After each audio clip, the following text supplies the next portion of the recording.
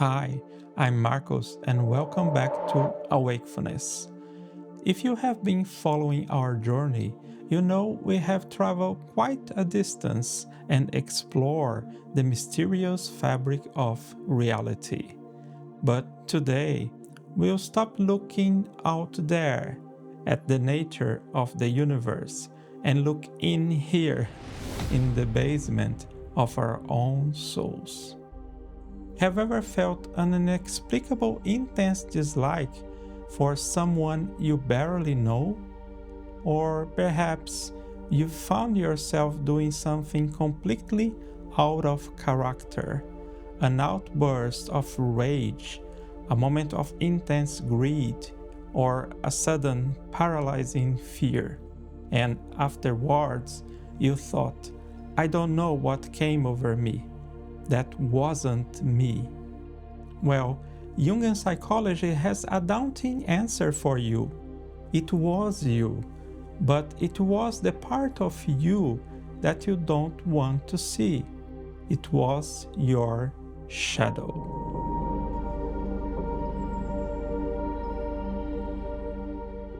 In the episode about the unconscious, we briefly touch upon the shadow as one of the structures of the personal unconscious.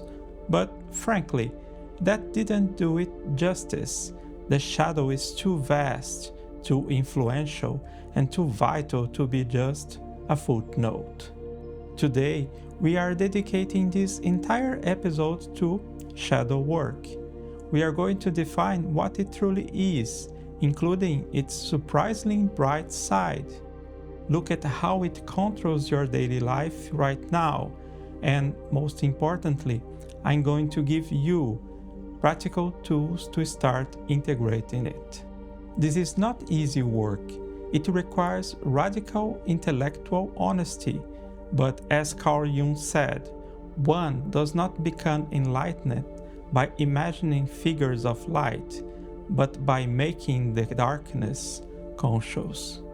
Let's turn on the light. What exactly is the shadow? Simply put, the shadow is everything you are, but which you refuse to acknowledge as yourself. When we are born, we are whole. We are 306 degrees of pure potential. We are angry, happy, greedy, generous, loud, quiet, spontaneous, and instinctual. We are everything. But very quickly, we learn that some parts of us are not welcome. Perhaps you were too loud, and your parents said, "Be quiet, good children are seen and not heard." So you took your spontaneity and your loud voice and you shoved them into an invisible bag you drag behind you. Perhaps you showed anger and you were told, "Stop that, nice people don't get angry." Into the bag it went. By the time we are 20 years old, we have spent our entire lives deciding what parts of ourselves to put into the bag to be accepted by our parents, our teachers, and our society. What is left, the thin slice of personality that we do show to the world, is what we call the persona, or the ego. It is the mask we wear to survive socially. What about the rest? The rest didn't just disappear. It is living in that bag. That bag is our shadow. Now, it's crucial to understand this. The shadow is not inherently evil. It is just hidden. Yes, it contains our primitive impulses, our rage, our selfishness, our raw sexual desires, and our capacity for cruelty. But, and this is what most people miss, it also contains our gold. This is what we call golden shadow. Just as we repress negative traits to fit in, we often repress our finest qualities if they were not encouraged in our environment. Imagine a child born into a family that values only hard, pragmatic manual labor. If this child is naturally artistic, sensitive, or intellectual, they might learn to view these traits as useless or weak. They shove their creativity into the shadow bag. 30 years later, they are a rigid, unhappy, pragmatist who feels an inexplicable bitterness whenever they see someone freely enjoying art. Their gold has been banished to the dark. So, a fuller definition of the shadow is this: it is the sum total of all rejected aspects of your personality, both the dark and the light. It acts like an autonomous personality within you, and the more you ignore it, the denser and more hostile it becomes. As Robert Bly, a great poet and worker in this field, once said, "The shadow can be hostile, but it's only hostile because you have ignored it for 20 years. It's like a dog you've locked in the basement. When you finally open the door, of course it's going to bite you. It's starving."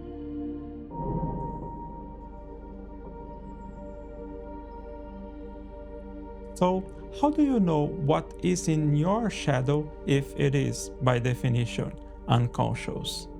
Well, you don't need to go looking for it with a torch. It is already projecting itself onto the world around you every single day. The primary mechanism of shadow is projection. Since your conscious mind, your ego, cannot bear to admit it possesses these unacceptable qualities, it takes them and pastes them onto other people. Remember this rule of thumb: if you spot it, you got it. Let's look at some examples of how this shows up in varied contexts. The first example is the irritating colleague, the negative shadow. You have a male colleague at work. He hasn't done anything terrible to you, but you absolutely hate him. You find him lazy, disorganized, and chaotic. Why the intense reaction? It is likely because you have highly identified yourself with being efficient, organized, and hardworking. You have repressed your own desire to sometimes be lazy, to slack off, to just let things go. Your inner lazy self is in your shadow bag, and it is screaming to get out. When you see that colleague just openly being lazy, your shadow is triggered. You're not really mad at him. You are mad at the part of yourself that you are not allowing to leave. The second example is the pedestal, the golden shadow. This happens often in romantic relationships or with gurus or celebrities. You meet someone, you think they are absolutely perfect. They are the most brilliant, courageous, or spiritual person you have ever met. You are infatuated. This is often the golden shadow at work. You have projected your own repressed potential for brilliance, courage, or spirituality on them. Because you cannot yet own that greatness in yourself, you have to experience it through them. The danger, of course, is when they inevitably fall off that pedestal. You feel betrayed when in reality you just ask them to carry too much of your own gold. The last example is the collective shadow. Groups have shadows too. Families, nations, religions.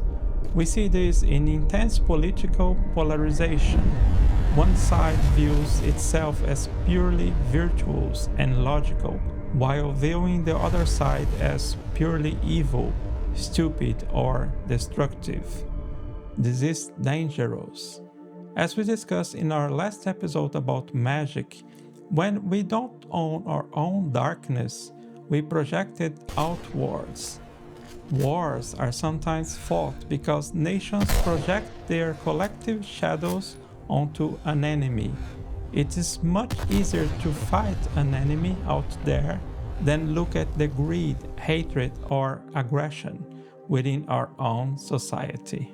Whenever you feel a reaction that is disproportionate to the situation, an intense fascination or an intense repulsion, you have just met your shadow.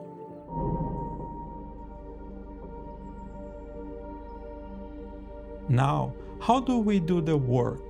How do we open the bag without getting bitten by that dog in the basement? A word of caution. Shadow work can be destabilizing. It challenges your entire sense of who you are. Before you start this deep process, ensure you have a stable foundation, perhaps a regular meditation practice to help you observe your thoughts without getting swept away by them, a grounded sense of your awareness as the screen upon which these shadow dramas plays out, and always count on a professional psychologist or therapist to help you on this journey. If you feel ready, here are 2 practical methods to begin integrating your shadow. The first technique is adapted from the work of philosopher Ken Wilber. It's excellent for dealing with a person who triggers you strongly, positively or negatively. Step 1. Face it. Think of the person who triggers you.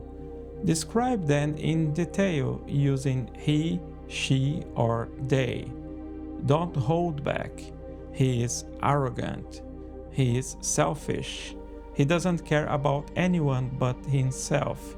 Let it all out. Step 2. Talk to it. Now, in your imagination, enter in a dialogue with this person. Address them directly as you. Ask them questions. Why are you selfish? What do you want from me? Then, and this is the crucial part, switch seats. Become them. Answer those questions as you are them. You might be surprised at what comes out. You might find that their arrogance is actually a mask for insecurity, one that you happens to share. Step 3. Be it. Finally, take those qualities that trigger you, selfish, arrogance, brilliance, whatever they are, and use I statements. I'm arrogant. I can be selfish. This is the hardest part. It doesn't mean you act that way all the time, but you are acknowledging the capacity for it within you. By owning it, you take back the energy you were using to repress it. The second method is a 4-step process. Step 1. The trigger hunt. For 1 week, observe your extreme reactions to minor events. What makes you judge others immediately? Their laziness, their vanity, their weakness. Create a shadow journal and record your thoughts. Judgment is the soundtrack of your shadow. Step 2. The U-turn. Take the quality you judge and turn the camera onto yourself. If you hate your colleague's arrogance, ask yourself, where in my life do I act arrogantly and I don't admit it? Or the golden shadow question, where in my life do I need to be a bit more arrogant or confident to defend my projects? Step 3. Safe personification. Don't do this all the time. Create a ritual or safe moment, perhaps 10 minutes at the end of the day. Use your imagination as we discussed in our episode about meditation. Close your eyes and give a form to this shadow. If your shadow is anger, what does it look like? It's like a monster, a tantrum-throwing child, a volcano. By giving it a form, you disidentify it from it. You are not the anger, you are observing the anger. Step 4. the dialogue of compassion. This is the key. Do not judge the shadow. It is just a part of you that was exiled and tried to protect you. Ask, what do you want? What do you fear? What are you trying to show me? Perhaps your lazy shadow will say, I'm just trying to stop you from dying of exhaustion because you don't know when to stop. When you hear this with compassion, the shadow's energy stops being destructive and can be reintegrated as vital energy.